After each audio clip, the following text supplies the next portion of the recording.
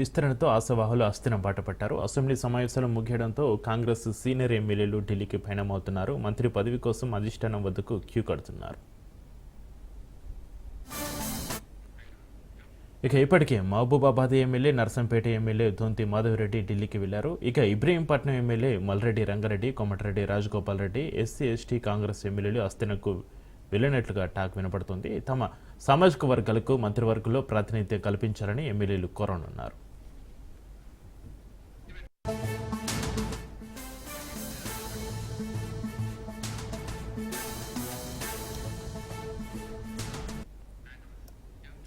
మంత్రివర్గ విస్తరణతో ఆశావాహులు అస్థిన బాట పట్టారు. అసెంబ్లీ సమావేశాలు ముగియడంతో కాంగ్రెస్ సీనియర్ ఎమ్మెల్యేలు ఢిల్లీకి పయనమవుతున్నారు. మంత్రి పదవి కోసం అధిష్టానం వద్దకు క్యూ కడుతున్నారు.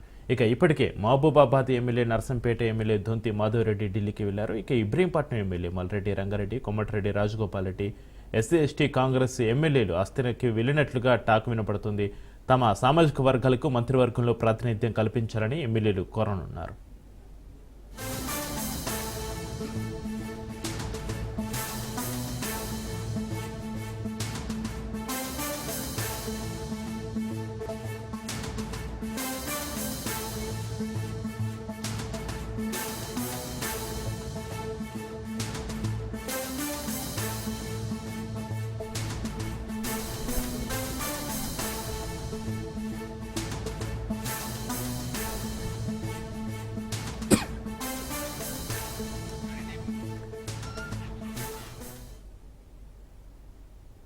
Welcome back. తెలంగాణలో రాజకీయాలు రసోత్తరంగా మారాయి. బీఆర్ఎస్, కాంగ్రెస్ల మధ్య పాలిటిక్స్ సమ్మర్ హీట్ను తలపిస్తున్నాయి. గులాబీ హస్తం నేతల మధ్య మాటలు పీక్స్కు చేరాయి. ఎవరు మాత్రం తగ్గేదిలే అన్న విధంగా ఆరోపణలు చేసుకుంటున్నారు. సభలో సీఎం కామెంట్స్పై కేటీఆర్ స్ట్రాంగ్ కౌంటర్ ఇచ్చారు. రేవంత్ చేసిన తప్పుకు కోర్టు రిమాండ్ విధించిందన్నారు. దీంట్లో తమకు ఎలాంటి సంబంధం లేదన్నారు. గతంలో రేవంత్ తమ కుటుంబాలకు చెందిన వాళ్ళ మీద, ఆడవాళ్ళ మీద, మైనర్ పిల్లల్ని సైతం వదలకుండా ఇష్టం వచ్చినట్లుగా మాట్లాడారన్నారు. మీ ఇంట్లోనే మహిళలు ఉంటారా, ఇతరుల ఇళ్లలో మహిళలు కారా అంటూ ఏకిపారేశారు కేటీఆర్. స్వాతంత్రోద్యమం చేసి జైలుకు పోయింది అధ్యక్ష.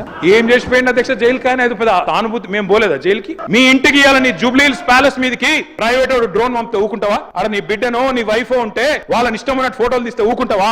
ఎవరి ఇళ్లలో పడితే వాళ్ళ ఇళ్ళ దొరబడతా, నా ఇష్టం ఉన్నట్టు చేస్తా, అరాచకం చేస్తా అంటే ఊకుంటారా అధ్యక్ష? ఇది పద్ధతేనా అధ్యక్ష? అంటే మీ కాడికి వచ్చేవరకే కుటుంబాలు, మీ కాడి కొరకు వచ్చేవరకే భార్య పిల్లలు, వేరే వాళ్ళకి లేరా అధ్యక్ష భార్య పిల్లలు? మీరు ఆనాడు ఇష్టం ఉన్నట్టు మాట్లాడినప్పుడు చివరికి మా ఇంట్లో పిల్లల్ని కూడా తిట్టింది మీరు కాదా?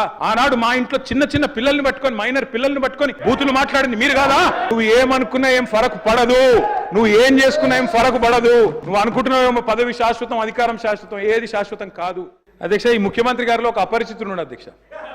ఎందుకంటే బయట చెప్తాడు అధ్యక్ష, మొన్న రవీంద్ర భారతిలా మనం ఎవడు నమ్మతలేడు, మనకు అప్పు ఉడతలేదు, ఎవడు నమ్మతలేడు, దివాలా తీసిమని బయట చెప్తాడు. ఇక్కడికి వచ్చాము 1,58,000 కోట్ల అప్పు చేసిన రొమ్ము విరుచుకొని చెప్తున్నారు. మాకు అర్థం కావట్లేదు అధ్యక్ష. ఆయన కరెక్టా, ఈయన కరెక్టా, రాము రెమోనా, ఎవరు కరెక్టో తెలుస్తలేదు అధ్యక్ష. అధ్యక్ష ముఖ్యమంత్రి గారు చెప్తున్నారు, నేను 18 గంటలు పనిచేస్తున్నా, నేను బ్రహ్మాండంగా పనిచేస్తున్నా, ఒక్కరోజు సెలవు పెట్టలే అని నేను అంటున్నా అధ్యక్ష. మేం చెప్పమన్నామా? 100 రోజులు, 6 గ్యారంటీలు, తొడలు కొట్టుడు, మెడలు కోసుకుంటానుడు, బాండ్ పేపర్లు, అఫిడవిట్లు, దేవుళ్ళ ముంగడ పెట్టుడు ఎవరు పెట్టిన అధ్యక్ష? 100 రోజుల్లో ఇస్తామని తులం బంగారం ఎవరు చెప్పిండ్రు అధ్యక్ష? ఎందుకు ఇస్తలేరు తులం బంగారం? ప్రజలు గోల్డ్ అనుకొని ఓటేసిరు, కానీ వీళ్ళు రోల్డ్ గోల్డ్ వెళ్ళిండ్రు అధ్యక్ష. మీరు అట్లా అనాలోచితంగా అంత ఈజీగా కూలేశ్వరం అని మాట్లాడితే అది మన రాష్ట్రానికి నష్టం. అది అదేదో కేసీఆర్ గారు వ్యక్తిగతంగా ఆయన కోసం కట్టుకున్న ప్రాజెక్టో లేదా ఇంకోల కోసం కట్టిన ప్రాజెక్టో కాదు కదా. మేడిగడ్డ అధ్యక్ష, కాళేశ్వరంలో మొత్తం ఒకటి కాదు అధ్యక్ష, మేడిగడ్డ, అన్నారం, సుందిల్లా 3 బ్యారేజ్లు. కాళేశ్వరం కూలిపోయిందంటారు అధ్యక్ష. దిక్కు ఇదే ముఖ్యమంత్రి గారు మళ్ళా కొండపోచమ్మ సాగర్ నుంచి, మల్లన్న సాగర్ నుంచి హైదరాబాద్కు నీళ్లు తెస్తా అంటారు. అందుకే అంటున్నా అధ్యక్ష అపరిచితుడు. ఎందుకంటే కాళేశ్వరం కూలేశ్వరం వాళ్ళే అంటారు. మరి కొండపోచమ్మ సాగర్, రంగనాయక సాగర్ దగ్గర పోయి మంత్రి గారు అక్కడనేమో ప్రార్థనలు చేసి 1,00,000 ఎకరాలకు నీళ్లు ఇస్తున్నామని చెప్తారు. మరి కాళేశ్వరం కూలిపోతే కొండపోచమ్మ సాగర్ ఎక్కడిది, మల్లన్న సాగర్ ఎక్కడిది, గంధమల్ ఎక్కడిది, బస్వాపూర్ ఎక్కడిది? AK-47 గురించి, తుపాకుల గురించి ఆయనకు తెలిసినంత మాకు తెలియదు సార్. ఎందుకంటే తెలంగాణ ప్రజల మీదకి ఉద్యమంలో ఆనాడు తుపాకి తీసుకొని పోయిన రైఫిల్ రెడ్డి ఈయన అధ్యక్ష. ఇంకోటి అధ్యక్ష, అవును అధ్యక్ష కరెక్ట్, ఎవరిని చంపే అధికారం లాక్కున్నారు అధ్యక్ష? అక్కడ పాపం పాత కాంగ్రెస్ వాళ్ళందరినీ ఖతం చేసి ఆయన అక్కడ పదవి లాక్కొని ఇలా మమ్మల్ని అంటే ఎట్లా అధ్యక్ష? తెలంగాణ రైజింగ్ అంట. దేనికి అధ్యక్ష రైజింగ్? ఏదో అటర్ ఫ్లాప్ సినిమాకు అట్టహాసంగా దినోత్సవం చేసినట్టు విఫల పాలనకు విజయోత్సవాలు నిర్వహించారు అధ్యక్ష. వీళ్ళంతా కూడా కొన్నిట్లో మాత్రం రైజింగ్, అప్పుల్లో రైజింగ్, అబద్ధాల్లో రైజింగ్ క్రైమ్ రేట్ లో రైజింగ్, అన్నదాతల ఆత్మహత్యల్లో రైజింగ్, నేతన్నల బలవన్మరణాల్లో రైజింగ్, అబద్ధాలు బూతులు. ఎస్, తెలంగాణ జాతిపిత వీళ్ళెవరు ఏమనుకున్నా ఖచ్చితంగా కేసీఆరే. 2 లక్షల ఉద్యోగాల గురించి ముఖ్యమంత్రి గారు చెప్పారు. అధ్యక్ష, వారు ఇచ్చింది కేవలం 11,000 ఉద్యోగాలు అధ్యక్ష. మిగతా అన్ని మా గవర్నమెంట్ లో ఇచ్చిన నోటిఫికేషనే. ఆ వీటికి మాత్రమే వాళ్ళు కాయిదాలు ఇచ్చుకున్నారు తప్ప ఇంకోటి కాదు. గ్రూప్ 1 పోస్టులు 1000కి పెంచుతామన్నారు, పెంచలేదు. గ్రూప్ 2 పోస్టులు 2000 చేస్తామన్నారు, చేయలేదు. గ్రూప్ 1 మెయిన్స్ కి 1:100 రేషియో ఇస్తామన్నారు, చేయలేదు. జీవో నంబర్ 46 రద్దు చేయలేదు. జీవో 29 తెచ్చారు, బలహీన వర్గాల నోట మట్టి కొట్టారు. 20,000 టీచర్ల పోస్టులు ఖాళీ ఉన్నాయన్నారు, వాటిని భర్తీ చేయలేదు. అప్పట్లో నేను చిన్నగా ఉన్నప్పుడు ఊర్లలో పేరు రాసేది అధ్యక్ష, గోడల మీద రాసేది ఓ స్త్రీ రేపురా అని. ఇలా వీళ్ళ పరిపాలన అట్లే ఉంది అధ్యక్ష. ఏది అడిగినా ఓ స్త్రీ రేపురా.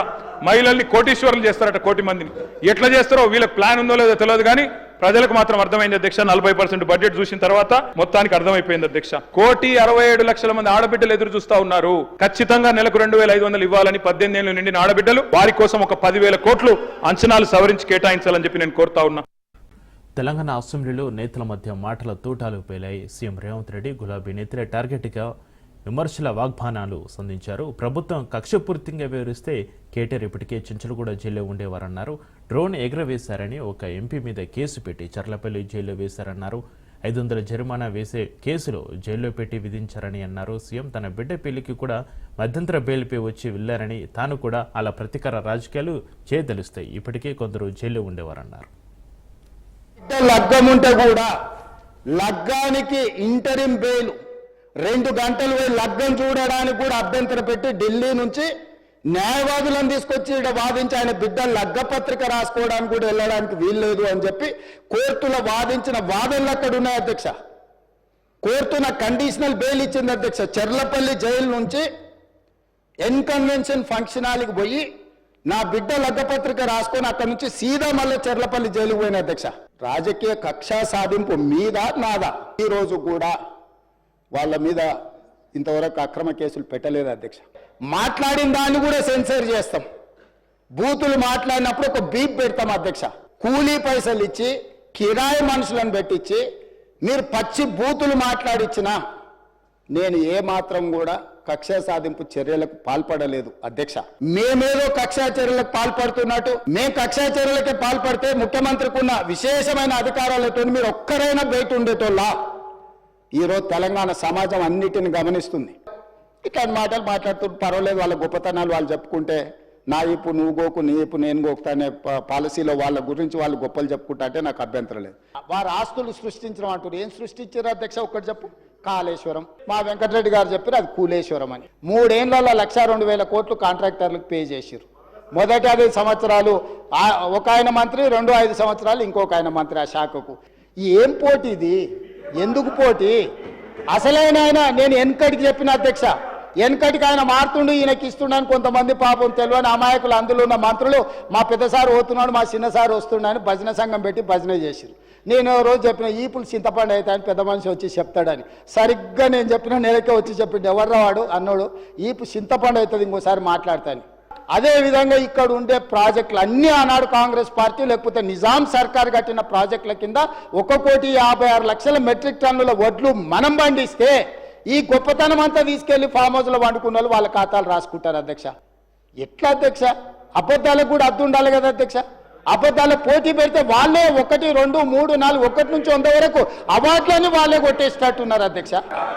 పార్టీ కానీ మీరు ఏదైతే లిఫ్టులు పంపులు పెట్టి కూలగొట్టిన దానికి సంబంధం లేదు. శ్రీపాద, ఎల్లంపల్లి, లేకపోతే శ్రీరామ్ సాగర్, ఇవన్నీ ప్రాజెక్టులు మీ తాతల కాలంలో కట్టిన కాంగ్రెస్ ప్రాజెక్టులు. ఆ ప్రాజెక్టులతో ఈరోజు బల్లన్న సాగర్ కావచ్చు, రంగనాయక సాగర్ కావచ్చు, కొండపోచమ్మ కావచ్చు, నువ్వు కట్టినవి లేకపోయినా కూడా, నువ్వు కూలిపోయినా కూడా ప్రాజెక్టులకు నీళ్ళు ఇవ్వడానికి ఉంది. మీరు లేని అబద్ధాలతోని లేకపోతే మేడిగడ్డ దగ్గర కట్టిందో, సుందిల దగ్గర కట్టిందో, అన్నారం దగ్గర కట్టిన మీరు పంపులు లిఫ్టులతో కొల్లగొట్టిన 1,00,000 కోట్ల రూపాయల ప్రాజెక్టు గుండు సున్నా లేకపోయినా నీళ్లు ఇవ్వచ్చు. తప్పుదారు పట్టించకండి. కామారెడ్డిలో చంద్రశేఖరరావు గారిని ప్రజలు ఓడగొట్టిండ్రంటే ప్రజల ఆగ్రహం ఎట్లుందో అధ్యక్ష. నాకు ఓటమి మొదటిసారి కాదు, నేను ఓడినా గెలిచిన. కానీ ఆయన ఇంద్రుడు, చంద్రుడు, దేవుడు, తెలంగాణ ప్రదాత, తెలంగాణను ఉద్ధరించడానికే తెలంగాణకి ఆయన జాతి పిత అని, వీళ్ళు తెలంగాణ జాతి పిత అని చెప్పుకున్న చంద్రశేఖరరావును కామారెడ్డి ప్రజలు బండకేసి కొట్టి ఒక సామాన్యుని ఎమ్మెల్యేగా గెలిపించారు. నేను ఆ రోజే చెప్పిన, నేను పోతుండొచ్చు కానీ పోతా పోతా నిన్ను పట్టుకొని పోతా అని. సో కామారెడ్డిలో ఓడగొట్టిన ప్రజలు తిరస్కరించిన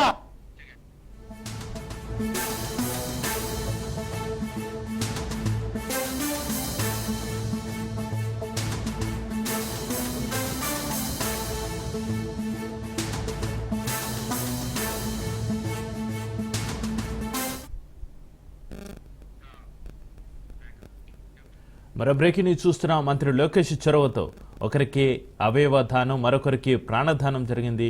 గుంటూరు రమేష్ హాస్పిటల్లో తీవ్ర అనారోగ్యంతో చేరిన చెరుకూరి సుష్మా అనే మహిళ బ్రెయిన్ డెడ్తో చనిపోయింది. దీంతో ఆమె కుటుంబ సభ్యులు అవయవ దానం చేయడానికి ముందుకొచ్చారు. వెంటనే ఆసుపత్రి వైద్యులు అవయవాలు తరలించి మరికొందరికి ప్రాణదానం చేసే అవకాశం కల్పించాలని మంత్రి లోకేష్ను కోరారు.